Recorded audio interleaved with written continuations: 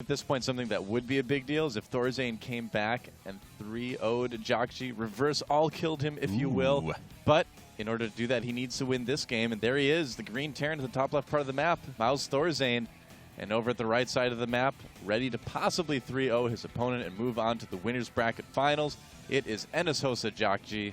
Well, the map is Shakuras Plateau, and we'll see what these players have to offer here. I believe this map is taken out of our map pool as well, but who knows? We'll find out.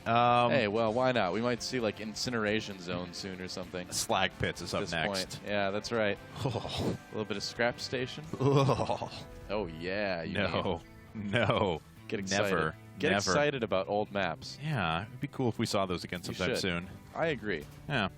So I wonder what ThorZaIN's got planned for this particular game. I mean, he's down 2 games right now. He's got to not be feeling too good after losing that last game so crushingly. I mean, that's the worst feeling ever, where you're like, all right, I'm getting my build started. It's like, oh, he dropped me and killed me. Oh, well. Yep. Yeah, that's a terrible feeling. So, you know, ThorZaIN, he might be a little bit on edge this game. He's not the type of guy to tilt very much, but no. I think anybody would be a little bit on edge after these 2 first games. Well, Jjakji's not going gas first this time around, so it's going to be a little bit different for him. It's just gas on 13. Yep. And ThorZaIN doing the same thing, so wondered if he was going to try and go for the same 1-Rax gasless FE, or if he had something else up his sleeve, and it looks like it is indeed something else up his sleeve. Could be. You know, I'm wondering if we're going to see maybe a Hellion expand from one of these guys. Not Hellion expand, Reaper expand from one of these guys. Yeah. Reapers are pretty good on this map. I mean, especially if your opponent is in that close, quote-unquote, air position, the close top position on Shakuras Plateau. You can just jump down there, jump up the cliffs, get in, get a scout, and usually get out without losing your Reaper, too. So it's not bad. Yeah, there we go. So bad. Beautiful ban across the top of the map. Pretty short distance between those. Why, thank you. I appreciate it. All right, there's the Tech Lab. Yeah, so it looks like it probably will be a Reaper from Jjakji. Now, here's the question. Will it be a Reaper expand, like we were talking about, or will it be possibly Reaper Hellion Medevac? We've seen a couple Terran players do that lately. Yes, we have in this tournament specifically over the last 2 days. Supply depot in the wrong place for ThorZaIN? I think it is. It looked like it was. That is totally in the wrong place. Yeah, that's a gap. Man. I mean, he's not against a Zerg opponent or anything like that. No. But that supply depot is definitely not in the right place, as this SCV may demonstrate for us. Nope. Guess he'll just die, but yeah. Well, you know, I think the pathing would have led the SCV away if it was completely walled off, though. Yeah, that's very true, too, because it wasn't being controlled. Yeah, so that's definitely a gap in ThorZaIN's wall. So, yeah, like I said, he might be a little bit on edge this game. All right, well, Jjakji has a Reaper out, checking for any proxies once again, being very diligent with that. Such a smart player. And ThorZaIN going to run past the Xel'Naga Tower directly into the face of a Reaper, and not going to last very long. Nope. That didn't go well for that SCV. So ThorZaIN does scout the Reaper, but, you know, keep in mind he still doesn't know. Is it a Reaper expand or is it 1-base play? If you had to guess, you know, if you were just going to be like, all right, what's the most likely possibility? You'd pick Reaper expand, obviously. But, you know, there have been a decent amount of Reaper Hellion Medevac 1-base builds lately that it's worth checking out. You know, it's worth being a little bit concerned about. And he's going to run nice marine positioning. Wow. Yeah, runs right into them. Only 2 hit points left on that Reaper, actually. Yeah. So he's not going to see anything. So both players a little bit in the dark at this early stage in the game. Jjakji actually going over to Bio now, as he's adding on 2 more barracks.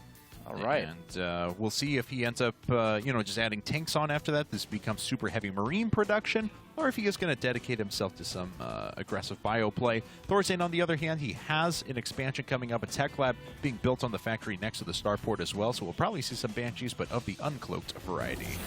Yep, and I would say Jjakji is going to be pretty well prepared for that. Combat Shield Marines mean that they take 3 hits from a Banshee to kill rather than 2, so that certainly makes smaller groups of Marines last quite a bit longer. Yep. So all in all, things going pretty well for Jjakji as far as, you know, being prepared for what ThorZaIN has thrown at him. But, you know, if ThorZaIN does micro well, you can still do a decent amount of damage with it regardless. And Command Center is almost finished with an orbital command, I believe, for both players. Okay, no, this one just finished up, so it'll get an orbital command here in a second. The Banshee's going to fly its way out in just a bit, and we already have a missile turret going down for Jjakji as the engineering bay is in place.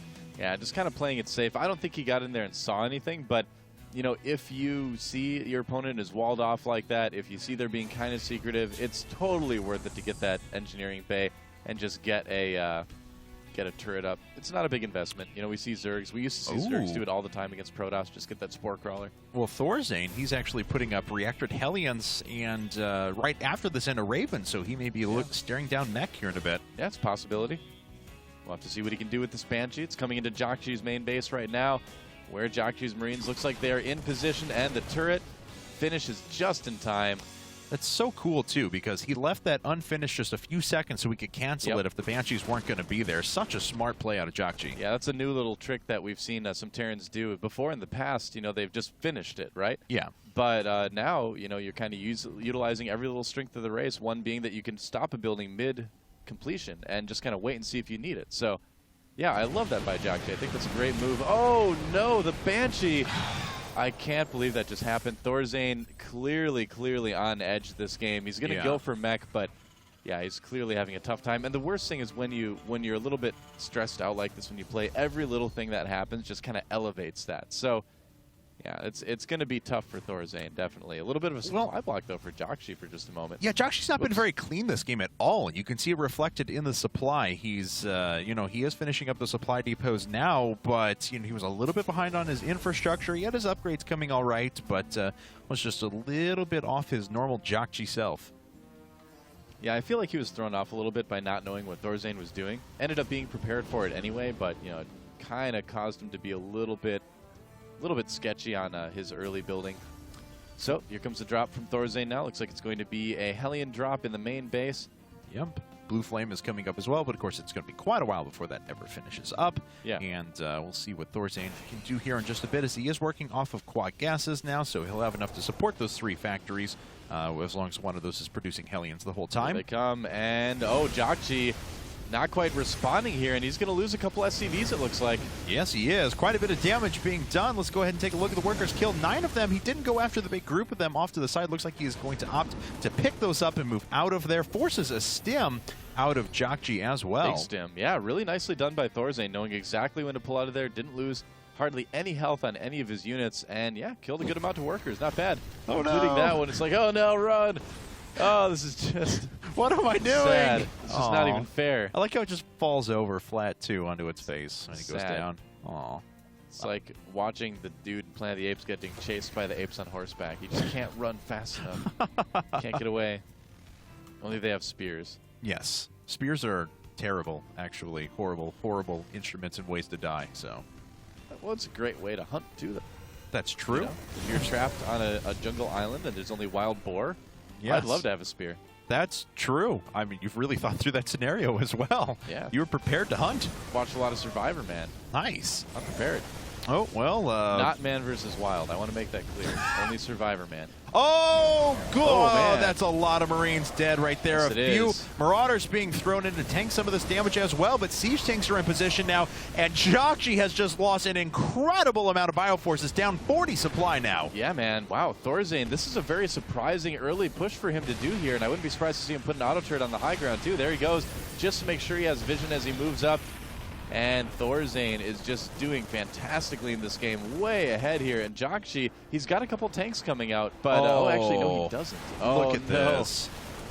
Oh, he's got to be careful, though. ThorZaIN is on top of this, though. He knows what can kill him, so he's already got Vikings patrolling across the map. So Jjakji going to pick back up, and he's going to move back home for now. He's probably going to try to drop those right on the tanks if he can, but ThorZaIN has just got a really, really strong army right now. I don't know if Jjakji has enough to handle this. Well, I don't know either, as it's still that 40 supply deficit, and Jjakji at least forcing ThorZaIN to keep some units back at home so they're not in this attack. It looks like he's going to flank with the rest of his bio units once they heal themselves up, but the production is under fire now. Looks like all the SCVs are pulling off the line. The bio units coming up, they're actually being trapped by the auto turrets and delayed for long enough for the siege tanks to get a couple of shots off. ThorZaIN killing pretty much everything up at the top, up by 70 supply. Yeah, and this is going to be it for ThorZaIN. He's going to actually take this game. He's killed so many workers. Even if he loses his army, he's going to be just fine.